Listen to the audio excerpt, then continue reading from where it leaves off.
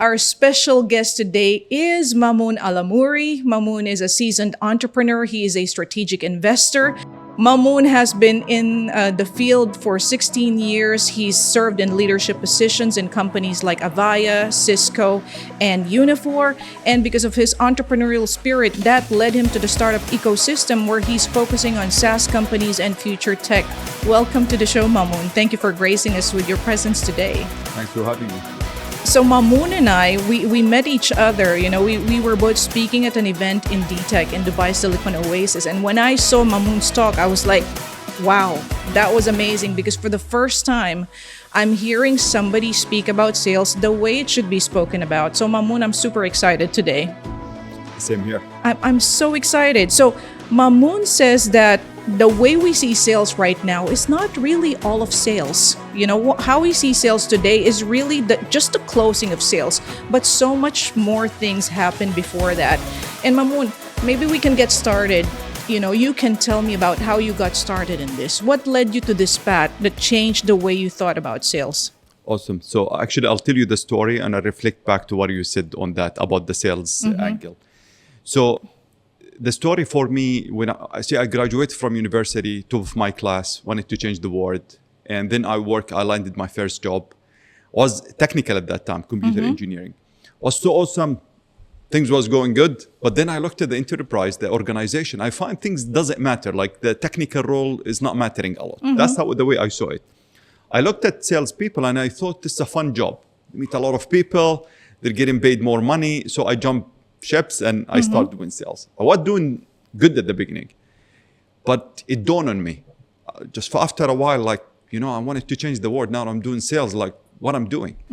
And this is when the biggest lesson I start learning during that time. During that time, I started doing meditation, doing reflection. I still do meditation till today, actually. This is the one habit I don't compromise with.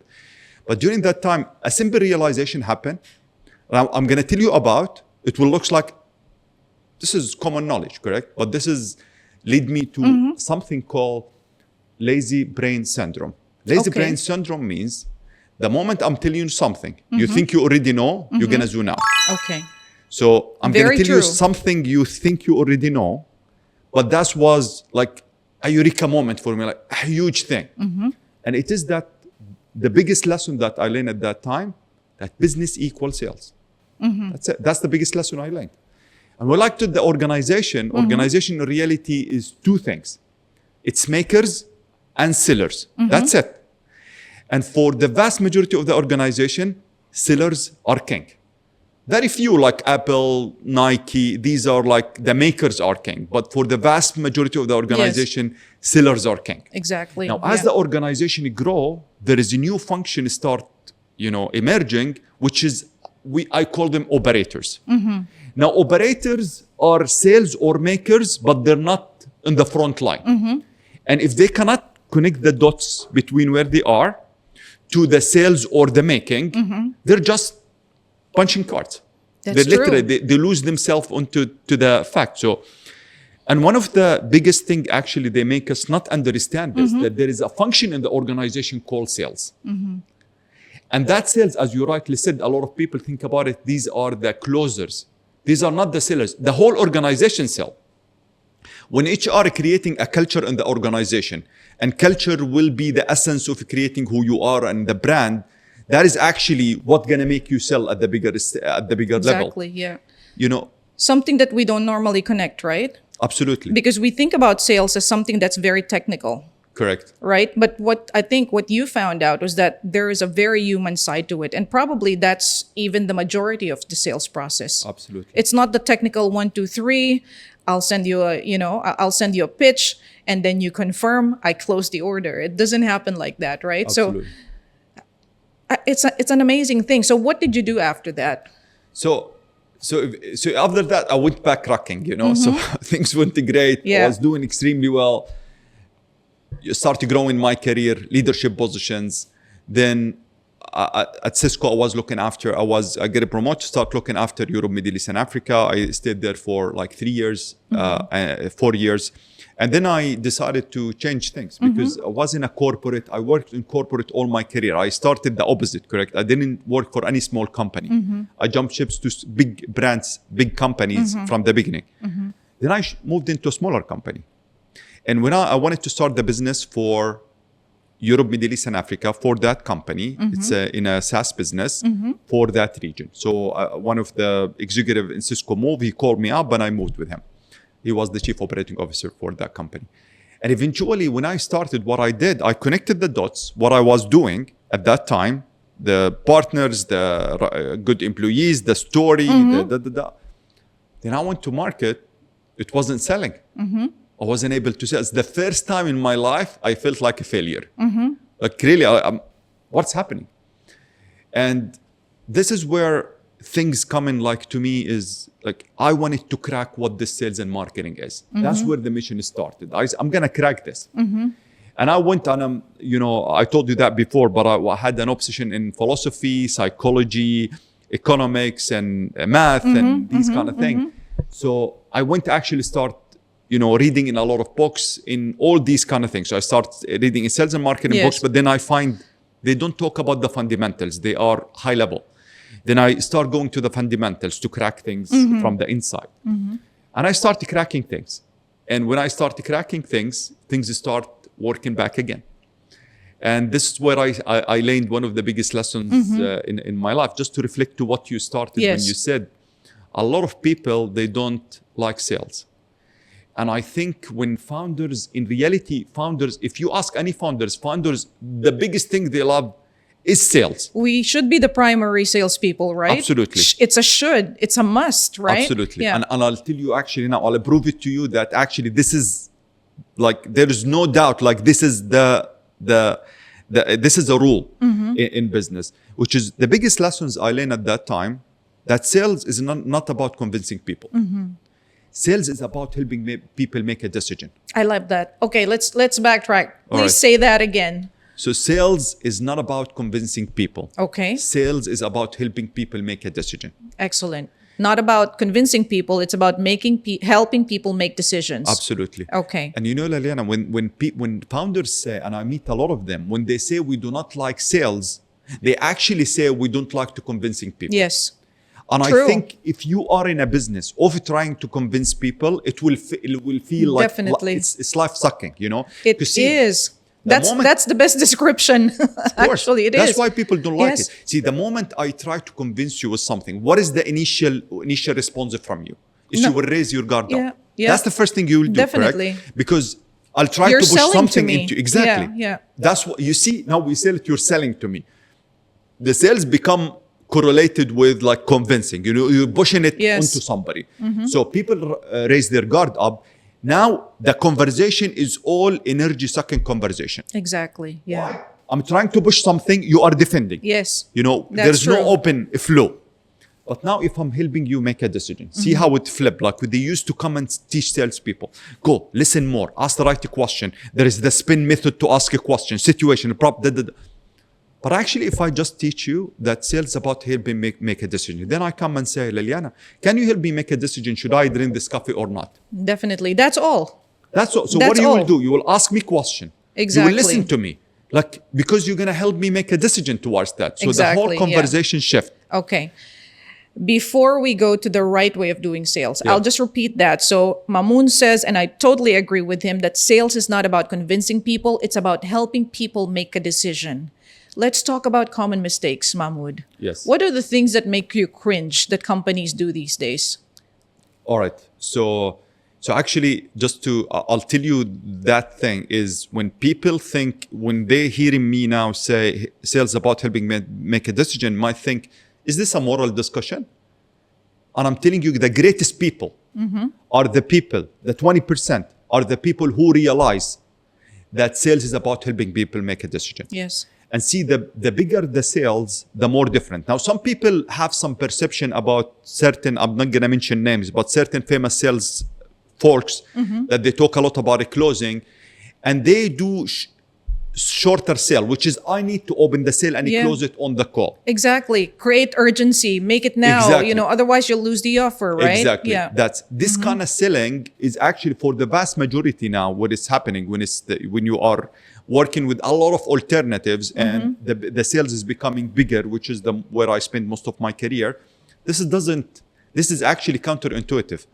Even if people actually buy from you with these tactics, they're not going to remember it correctly. Yeah. They're not going to like it, unless you actually, when you did these things, you did it to help them make a decision. Now you ask about mistakes. So the mistakes that organizations do, the first thing which is organization do not think, when they put up the sales function, they design it in a way to focus on hammer and a nail kind of situation. What is your job? If you meet somebody, you keep talking about our products, you talk about our solution till they buy.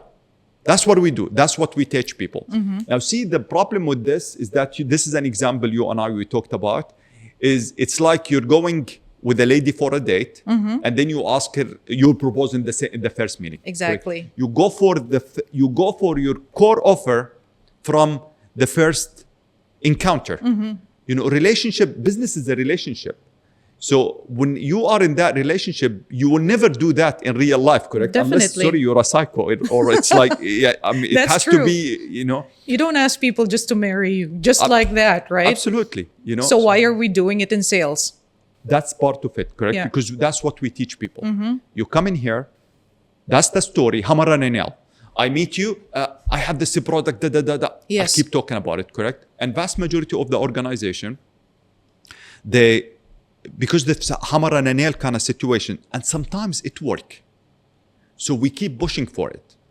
So, and I see this misconception about this whole thing, but that's what we should do, correct? And I like to crack that. So hopefully now I'll tell you this, and hopefully we'll crack this. Why sometimes you should do that, and sometimes, most of the time, you should avoid that. See, when organization comes in, they have a sales funnel. And the sales funnel starts when the opportunity got created. The problem is this is not helpful because opportunity created means I have an interest, correct? Like, I wanted to do it. Yes. But for vast majority of the people, they go into a pre-sales funnel, and I call it the awareness funnel. So let me tell you what is it, at least the way I articulate it. So vast majority of the people, they're not aware about your whole thing. Maybe the problem, the solution, the product. Yes, they're that's fully true. not aware. The second level is people who are desire aware. So people who are maybe wanted to be fit, wanted to live healthier. They are desire aware, but they never gone into that journey. Yes. There's other people who started that journey and then they start facing obstacles. So, which is we call them problem aware. Now, these people who get into the problem aware, like I want to start doing a diet or live healthy, then I found there is 1,000 type of exercise, 100 type of diets, and everybody claim it's the best. Exactly. Yeah. Then now I start to want to research, so I become more solution aware. So you start getting from problem aware, like if I wanted to get healthy, I need to move more, I need to eat better, I need to sleep better. Then you go to become solution aware. And after solution aware, people might become your product aware. Then people become most aware, like they analyze a lot of things, they tried it, so they have a different kind of level. See, the thing about it, Liliana, you cannot move people from desire aware into product aware. You lose them. Yes. So you do not do this. So now when I'm sitting with people and he show a certain interest on something, or actually vast majority of the sales people, they don't do it. Actually, they don't check if people are interested. You go for your product kill while people is still on the desire aware state, correct? Exactly. See, on this model, like you call it the hammer and nail model, right, Mamoon? For me, it's not even about not working, this approach not working. It's about turning people off because you only get to meet people once and make that first impression, right? I feel like that's more damaging than, if it doesn't work, it doesn't work. But if it damages the opportunity to approach this person again or this customer again, that's really bad, right? Absolutely. So, when you meet people, so there's a nice equation about this, correct? About how you see, when I told you about helping people make a decision eventually, and we talked about how when you try to push a solution, it's people can't defend like the first reaction. So this is a push mechanism. Correct? Yes. The better type of engagement in business is a pull mechanism. And a pull mechanism, see, we like to put up names on things just to make it, people remember it and make it clear. But in a pull mechanism, you actually become interested in people. When I go, I'm interested in people and I'm interested where they are in the journey. Truly interested. So before I go for the sell, I just understand where they are in the journey. Then I actually I should have the mechanics. That's what business don't empower their salespeople. To move people through these steps. Yes. So for example, if you are a business today, you don't have any value content, any educational marketing content. Exactly. You are a hammer and a nail business. Definitely. And this is for vast majority of the business. That's a simple self-check. Because if you wanted to meet people in the desired state, you should have content that like open their mind. Like, exactly. Wow, like, this is how it looks like. Then you have more content about a problem, how to overcome problem. Definitely. These things not necessarily gonna lead you into your products, correct? But it will lead to them move into the steps. A conversation, perhaps, engagement. Absolutely. Now, this is my segue to quote you on one of the principles that you're putting out there. You said that 80% of sales is branding, right? Correct. So tell us more about that. All right. So... And I'm so happy about that because like I told you, we talk the same talk. And this is what a lot of people do not realize because they're like, I have an SME, I need to sell today. So how do I do this? All right. So will be a bit of a longer answer than expected. So if I go back to the journey, when I moved from a big brand to smaller brand, unknown brand in the market, I told you this was like, I lived this, correct? So what happened actually, when I told you I connected the dots and things wasn't moving, what I find out, the spirit of the earlier work I had, that when things connected, that moved things forward, was actually the brand. So the brand was so strong that it was doing 80% of the job. And people was doing 20% of the job. Yes. Now, when I think about a brand, it's not actually, in my example, it was 80%. This could have a very strong brand that they could have done that. A brand for me is a spectrum. From 0 to 100. Yes. And a lot of people forget that, correct? It's not a 0, 1. It's from 0 to 1. Now, Definitely. where you set it from the spectrum, you need to compensate of a kind of, things you do. So that is the first aspect. Now, for me, when I look at the brand, and if you ask me 3 years ago, I will tell you like, forget about brand, just keep selling. Exactly, yeah. This is what most people do. Exactly. Yeah. And then when I think today is the brand, I think a brand is everything you do. The brand is not an action. It's not an event. Definitely. So today when I'm sitting speaking with you, you are building, a brand is an association. Yes. Correct? You are building an association about me. So if I'm sitting here and I'm just, whatever I'm doing, you will build association about whether I like it or not. Exactly. I'm doing that, correct? Now branding is you communicate, that fact. Now the thing is, who you are, and vast majority of people and businesses, what they communicate is not aligned. Yeah. So a branding is a function of marketing or a branding team, but creating the brand is the function of everybody on the organization. How you present yourself, Bravo. who you are. I love that. So it is a function. Every day, what do you do? It's that. Definitely. So this aligns with, also one of our principles, which is holistic branding, right? So it's not just the visuals, the fancy logo, the beautiful videos and your kick-ass website. It's also how you operate, how the person answers the phone, if your customer care is responsive, if you have policies, like when you say excellence in your values, it has to be excellent throughout, right? Absolutely. Your culture has to carry that. So I'm glad that you mentioned that. So how do we take advantage of this new thinking, Mamoun? What can we do to embody this and to leverage this idea that 80% of sales is branding? See, the way I think about it, first, everybody needs to be aware, conscious of this. Like they need to understand where they fit in with this, So for example, when it's come to culture, I call culture branding from within. You're literally creating your brand from within. And you apply it to personal thing, correct? Who you are. Are you communicating who you are truly? Are you authentic enough to communicate that? It's about authenticity, correct? So when you work in HR, that is a core thing. Like this is like the super, to me, eventually, it will reach to people, but you should create that, correct? And so every single function, they need to understand where they operate in this thing, a branding thing. But let me tell you in the practical event to connect some of the things we talked about together. So we talked about sales helping people make a decision, correct? And sales is the function of everybody on the organization. This is not the closer side of the equation, correct? Now, and we talked about the founder is actually the best seller, but we didn't complement this part of the equation. So let me complement it, link it back to the branding. So if I'm a person, if I come and tell you I want to help you make a decision to drink this coffee or not, if I don't believe that this is the best thing for you, what I'm doing? I'm cunning you. Yeah. I'm literally manipulating you. Exactly, yeah. So helping people make a decision should be combined with an ultimate belief that you have the right solution to the market. These things goes together. And I'll tell you why most people don't like salespeople, and rightfully so, because a lot of salespeople, they don't believe in their product. Yes. And they just want find to ways sell. to manipulate Yes. things and, just to go and sell that thing. I'm not saying, Get I'm the saying numbers, just get the figures, numbers, yeah. and that is like, you should put up the discipline on the numbers, make no mistake. But, you should go and help people, make sure people believe, correct? Now, if we ask in the organization, who's the person who believes most about their product? Is the founder. It's the founder, yeah. And that's what we said. The founder is the best salespeople in the organization. So now the founder need to reflect this belief to the people. He need to actually come and make people, but you need to prove it first.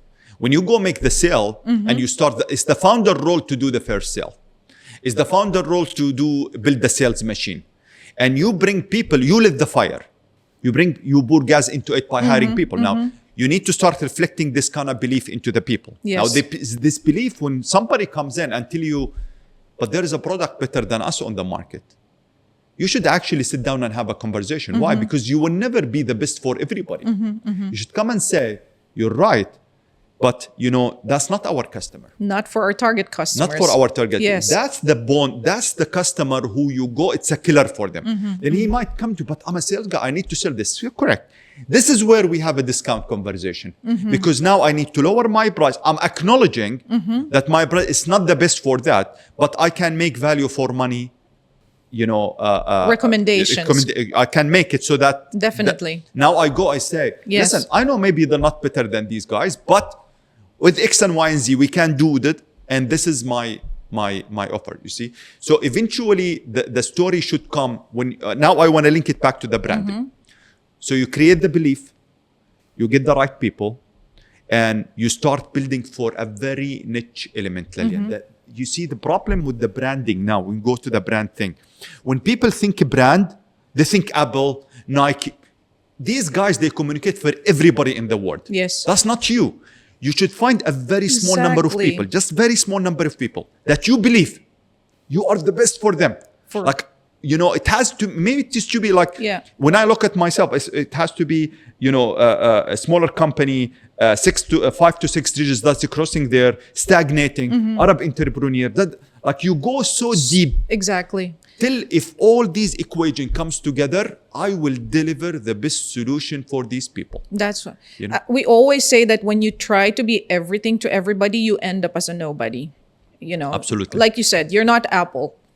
Pick your niche, pick your target customers, and be very, very precise who they are, so that you will know how to serve them, right? Absolutely. That's this, call it riches in the niches, correct? Yeah, exactly. Even from that angle, correct? So Definitely. So you create the niche where you're gonna make, you are the best for, and when you do the best, be truly the best, correct? And some people come tell me, Mamoun, but I have a CRM, I'm not better than. Who said so, man? When you go to Microsoft, do you think they will focus on that small customer? No. They will charge, they don't care, correct? You have to look for your own space. Exactly. So you create a product. Maybe your product is not better than them, but create certain capability for that niche. Then you create the wrap, the offer. And this is the second thing I told the people. After the niche, think offer, not the product only. Offer means product plus other things, bonuses, services. Bundle it in a way that you believe I will deliver the best for service that that specific customer. Now your salespeople believe. Exactly. Now when they sit there, they will be able to. So, when I work with my team, I tell them every day, if you do not believe, do not sell. Sell to yourself first. The first person you need to sell to every day is yourself. This is so fundamental, right? It's not fundamental. Yes. Otherwise, people will smell. You will go, and I'm a believer. You tell me, I'm a believer in energy so much. People will smell there is something not right. And we know this, like somebody speaking, like he's saying all the right things. But it doesn't feel right. Doesn't feel right. Exactly. Correct. Hold on to that thought. We're going to be talking about trust-based sales now. But Moon, tell me about trust. Trust-based sales. This is so big. It is a big one. It's a monstrosity, right? Yeah, but absolutely. Super important for us to understand. See, a lot of people talk about this is a relationship market, correct? Our market. Actually, I'll tell you it's very hard to talk about it now, but there is, I worked on something to create a culture map, and people, the way you build the trust between cultures is different. But I find out actually the equation that I bought, actually it works on both. So let me tell you the equation first. I think relationship equal trust multiply by competency. This is found in research, in social. I love that. So when people meet you, they always, trying to figure out, can I trust this person? And is he competent? Now this varies between culture, correct? Which side of this equation is more important? If you go to the West, the Americans, the German, this is by research, by the way, not me. There's a very nice book called Culture Map, and they talk about this. And there is Hofstede work on that. But Culture Map, they talk directly about that. So there is people are more task-oriented or people are people-oriented, correct? So if you go into that, they will focus in Germany, for example, they will focus more on competency side of the equation rather than a trust. In our side of the market, and Asian market in general, India, Philippines, this side of the market, they're actually more relationship based. So trust play, it's a trust side. It play a bigger role than the competency. I'm not saying competency is not important. I'm saying like the main check there, you think about it like this. Is he competent enough in the German side? Then I let him in. In here, can I trust this person first? If yes, then I need to check their competency. Yes. So it's kind of like, think about it like that. So it's a spectrum eventually. But now when you go to the trust is a very interesting element. So I don't want to, there is an equation for a trust. And let me say the equation very quickly. The equation is reliability plus credibility plus intimacy divided by your self-orientation. All right? Divided by self-orientation. Tell us about this, Tell you about it very quickly. Credibility is about what you say. Reliability is about what you do. Intimacy is about the safety of the engagement. Now, all these are, I would argue, known things about the trust equation, correct? But this is divided by your self-orientation. Why this is so big, the self-orientation? What does it mean, self-orientation? Means in this conversation, am I thinking about me or about you? I see, okay. Where am I on the spectrum? All right. Now, see the beauty about it.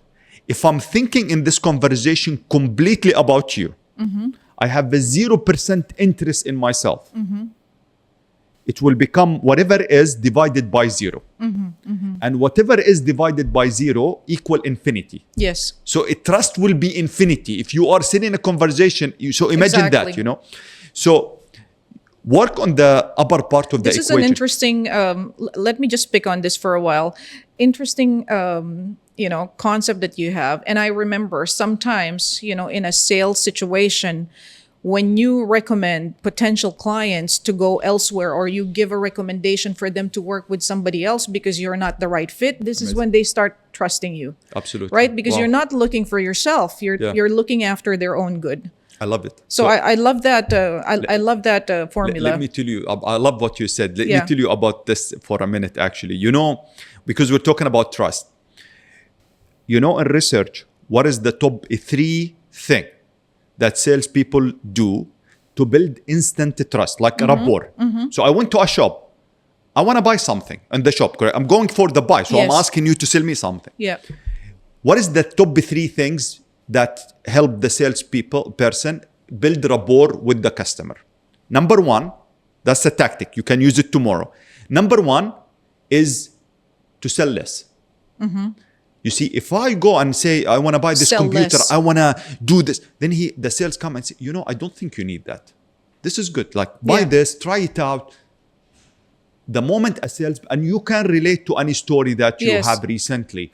If the person, you actually start looking for them in the shop, correct? Because this person literally, so his self-orientation appeared like he cared about you, correct? Yes. In his favor, the general stereotype that salesperson want to sell more. All of a sudden, this guy actually told you to buy less. So that's number one. Number two, which is exactly what you mentioned, Liliana, is actually talk positive about your competition. And I'll tell you a nice story about this, yeah? So when I wanted to buy a car, I was hesitant between a German car, without mentioning its name, and the Maserati. Okay. So when I went to the German shop first, and the guy I told him my choices, and he said, "Man, this Maserati is empty. It has no engineering." He went to the attack about the competition. Of course, life-sucking, energy-sucking conversation. I just wanted to get out from the shop. I got out. I went to the Maserati shop. It was an amazing lady. We're still friends till this day. She came and she listened to me, and then she said, "Ma'moon, two great choices. There is nobody like the Germans when it's come to engineering. Have you seen the self-parking house?" She made me feel good about my two decisions immediately. She acknowledged me. Yes. She acknowledged my two choices are so smart, so good. So we start vibing together. Then see the next step now. Then that's acknowledge stage. Next step is neutralize. Then she said, "Ma'moon, you know what? But Maserati, by the way, they start becoming conscious about the engineering. So now they added, you've seen the screen, you've seen X, you've seen Y." She neutralized. But then she said, what's the next? This is where the mic dropped, correct? Then she went into the attack in a very smart way, or offer. She said, "Ma'moon, you know what? If somebody want to buy a car for engineering, they will go to that company. But the people who buy the Maserati, they don't buy it for the engineering. They buy it because of this a Ferrari engine. You've seen the vibration. When you test drive it, you see when you accelerate what happens. Yes, what happens? I bought the car the same day." Yeah. She spoke very smartly about competition into that conversation. So when next time somebody come and spoke about your competition, don't go, but, or I hear you. No, acknowledge it well. Teach yourself about competition, why they're so good. Talk about it positively. Then you neutralize, then you go for the attack. I love that. That's a master class in selling. That is so smart. And Absolutely. I hope everybody's listening. So don't destroy your competition like that. If you have to speak highly of them, speak well, and then you can always talk about your benefits, right? Absolutely. So it's really after looking out for the good of the customer.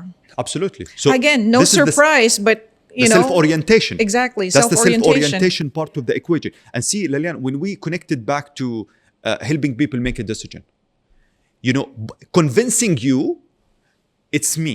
It's about me. Yes. The self-orientation is on my side. Helping you make a decision, I'm into you. You see, Yes. like even just this mindset will make you Definitely. Belief about I have the right solution for you. Definitely. Immediately you're working on the self-orientation side. And I think this also removes the stigma out of sales. This is something that I learned a couple of years ago that totally removed the fear or the intimidation of selling. It's that Absolutely. I'm just there to help you out. Correct. I'm not there to sell to you. I'm Correct. just trying to help you. Absolutely. And that totally shifts, 100%. the negative feelings when it comes to sales. And it puts Absolutely. you in a much better situation because Absolutely. self-orientation equals the trust, right? Correct. Yes, Excellent. absolutely. So see, any founder today, any salesperson listen to us to say, "Man, what is this? Like, how can I work with this?" And I'm saying, like, it's very simple. Yeah. Sell to yourself first. Very simple. Sit down. If you're feeling agitated about getting into a call with the customer because you want to convince them to do, doesn't feel right, Sit to yourself. Write the story. It should be so convincing to you. Challenge each other. Believe before you go into this. That's what you do. Like it's sell to yourself first. Let your team, buy into this. There's something I call sales block. There is an art, art or writer block. There's a sales block. Sales block is the following. This syndrome. I don't know. I coined it but that's the syndrome. I like to call it. A sales guy comes in. He's a hero sales guy. He's selling at the beginning. Then 6 months down the road, he stopped selling. What happened? This person actually start finding out the cracks in the story. He implemented that solution. He sold it to his customer, and the customer isn't happy, or the things is not working, or so now he actually maybe not able to articulate what he's not able to sell, because he's selling the same story. He's saying the same thing. He's actually getting better at maneuvering things. Yes. But he doesn't believe anymore. His belief is shrinking. Belief is shrinking. Yeah. So I think it's all the time having this hard conversation, facing the brutal fact, acknowledge when things is not going right, and say, how are we going to fix it? Exactly. How are we going to, don't hide, just do it. Yeah. And people wanted to go with you into that journey. Of course. So, but now I want to tell you about this is the tactical way of building a trust. There is a strategic way of building a trust. We're talking about the funnel now. We're talking about the funnel in a Excellent. way, if you want. So yes, please. See, when you talk about the trust element, there is a nice equation founded in psychology, in social science, and by Google as well. They find that research when people buy from you. And this is how I call it. So Len, I'm not only interested in the equation and definition, but how you operationalize it is my biggest, this is where I love things. Definitely. Correct? And how you operationalize the trust. So we talked about the tactical elements. People in the journey, they are solution aware. They came to you. You build instance rapport by doing the tactics we talked about. You offer less. You do. You talk about competition. You say, I don't know. This is the tactical way. You listen more. But now the strategic element. Now I'm a founder looking at how can I build the trust with a stranger? Because you see a lot of people, how they start a company, Lilian, they sell to people they already know. They have a trust with them. The challenge become, how am I going to go sell to stranger? Definitely. So, and I say, how am I going to now build it? That you shift the question now. Say the next question is, how gonna build the trust with that? Because now it's about how do we build the trust machine? Trust machine with that person. And how I say that, there's the operational side of things called 7-11-4. People start building association, brand about you or your company, whatever it is. When they spend 7 hours with you, 7 hours in 4 different places, at 11 touch points. 11 touch points. So when people during this time, people is building association about you. Now this is average, correct? There's people are more trusting, so maybe it takes them 3 hours. There's people 1-2 hours. You got different cultures, different things. So it is just an average, a good way to think about it. Now the interesting things, and I'm arguing this, and this is what I do. This is not what I'm telling people to do. This is exactly what I do. Okay. In my current company, the people we work with, this is the equation. During this time, when you do this, abstain yourself from doing sales.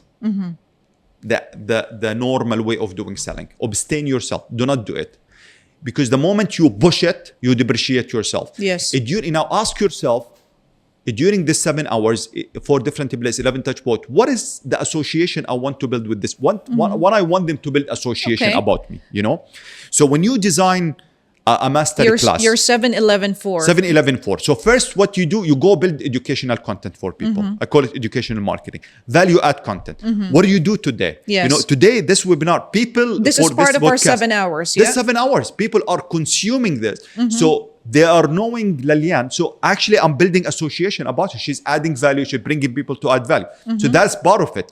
If you want to get into social, this is it. That's the reason. Exactly. So I see a video from you. Then tomorrow I listen to the podcast in the car. Then tomorrow I see written content in LinkedIn about this topic. That's touch points. Then next day we go for lunch. Then next day you do a mastery class. Then you invite me to that mastery class. Then now I'm spending more hours with you. Then now this is what I do with people. When you come to a mastery class or a webinar, be a moderator. Now bring your Dream 100 people who you want to do business well.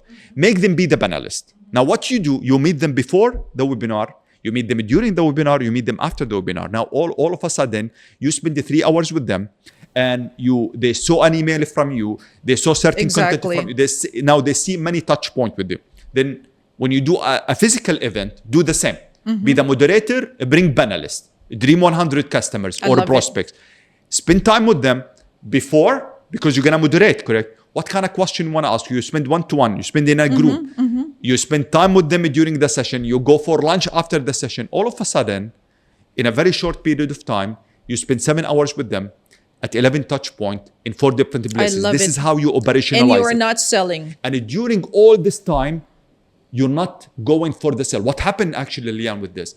Some people, when they listen to you, they might be on the solution-aware stage. Then they come and tell you, you're doing this? Yes. Listen, my I company didn't know won that, yeah. Yeah. So now they let you in. When they let you in, there is no guard up. They let you in. Yes. When they let you in, it's a completely different conversation. Yeah. Now you go in, I'm helping you make a decision. So the whole conversation shift. And this is how you will start seeing your customer acquisition cost drop in the monetary term. Yeah. This is where you start finding that the rapport with people is going to the roof. Then we start finding people actually start calling you, saying, Lilian, you do branding. Do you know a guy? Yes. Do you do advertising? Do you do content writing? Exactly. Do you know somebody who knows? Because now they know you personally. Exactly. There is trust. There's a trust. Let me ask you something. What about the companies that are sending out all these pitches on LinkedIn? Lead generation on LinkedIn. Crazy for me. You will tell them to stop that, of course, right? So I see. I'll tell you something. I learn something really when I'm cracking things. I don't tell people what they should do and what shouldn't do. I tell them what I'm doing. Correct. Fair enough. So if you go to LinkedIn and I send you an invite, and then you go to sell me something, it's the worst thing you could do. Like you don't do that. Correct. So when people do, I'm not confused about why people do this. See, if you wanted to capture people who are, I'm putting a sales pitch on LinkedIn or a certain, so one-to-one is different. So, but let's say I'm putting an organic content and all about my product. Just be aware, you're gonna capture only the people who are at the solution stage, wanted to know about your product. And in that game, you didn't build enough rapport with them. And most likely they would ask for more discount and you will play that game. Yes. So if That's is true. What you want to do, just go for it. Keep doing that. Correct. And I think you should do that. You should capture people who are on the solution aware stage and, have a sales conversation like the regular way of doing business. But as well, you should start thinking about how you want to take it to the next level. How you're going to start communicating with the people who are at an earlier stage and build that rapport with them. Definitely. Yeah.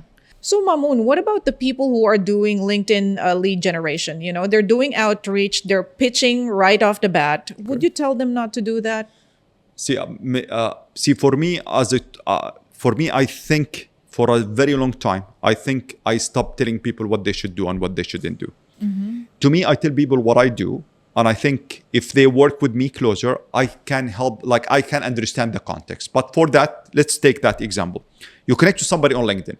You go send them a message. Send them a message about your sales. This is the opposite thing that you should do, correct? This is the wrong thing. That this is wrong. This is, I tell you, you should stop doing. But for people, when they put a general pitch or they make a YouTube or LinkedIn recording about only about their product, I'm saying it's good, but you need to understand what you're doing. What you're doing is going for the people who's going to respond to you is the people who are solution aware. They are on the stage of buying. They want to become product aware and they will have with you a discount conversation and they will want to, compare you with others and you didn't have enough time to build rapport with them.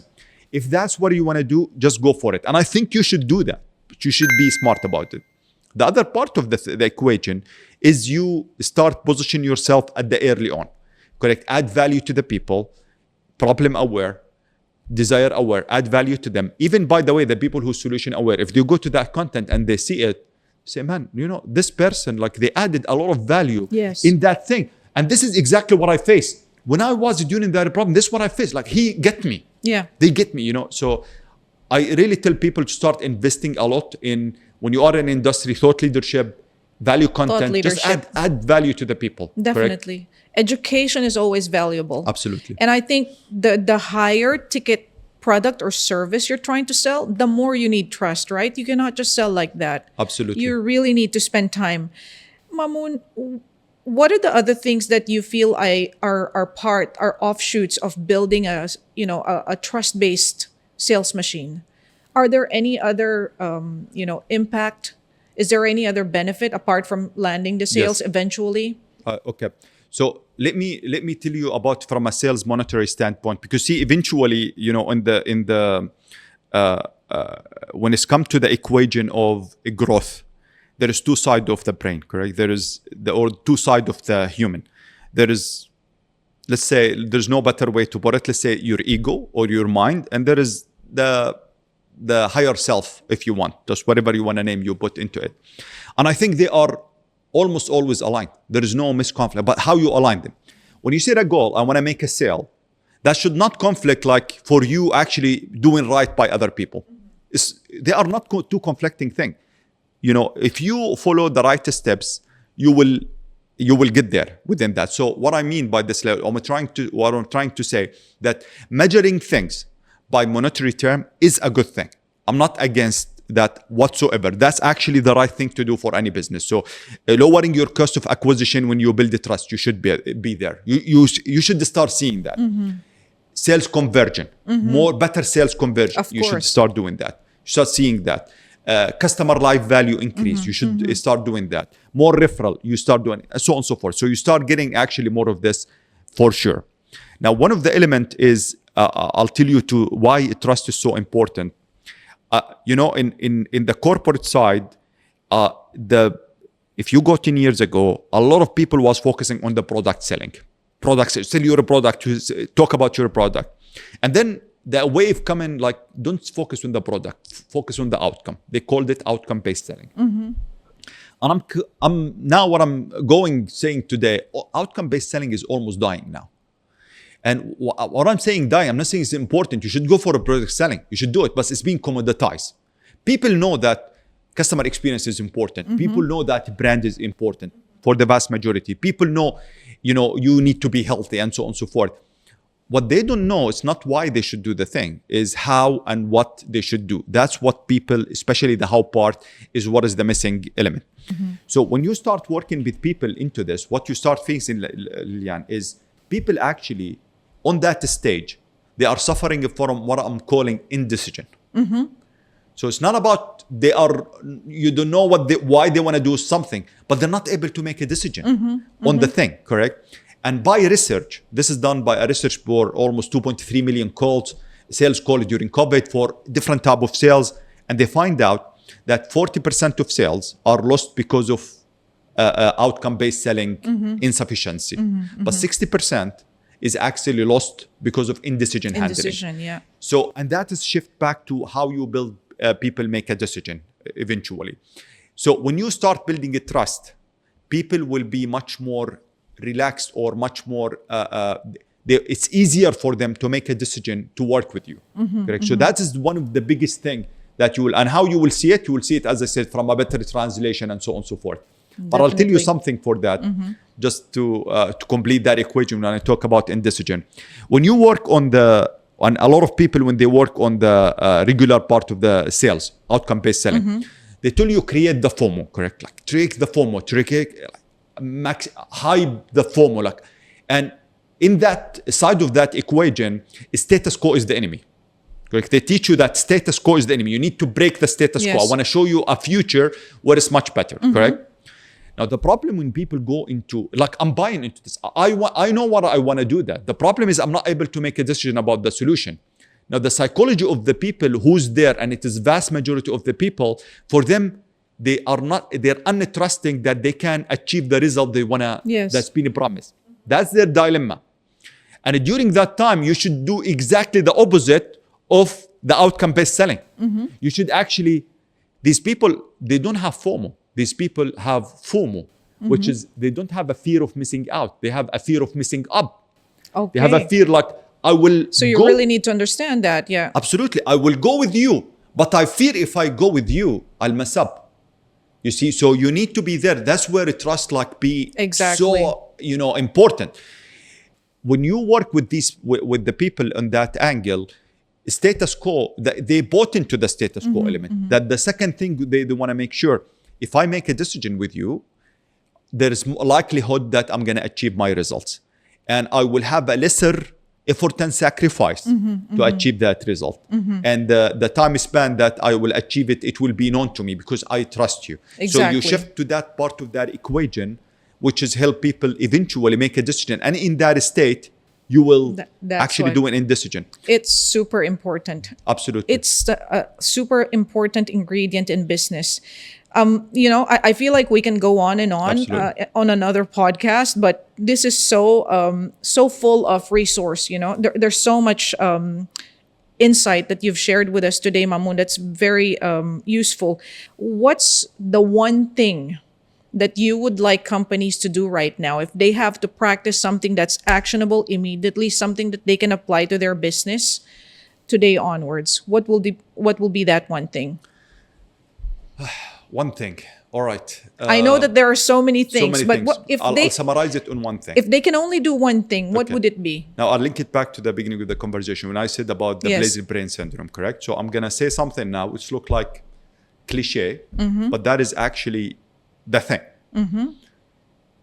When you go to sales again, or you start in a business, when you think about your customer, they're not customers, they're not the prospects, they're not opportunity, they're people. Think about it like these people.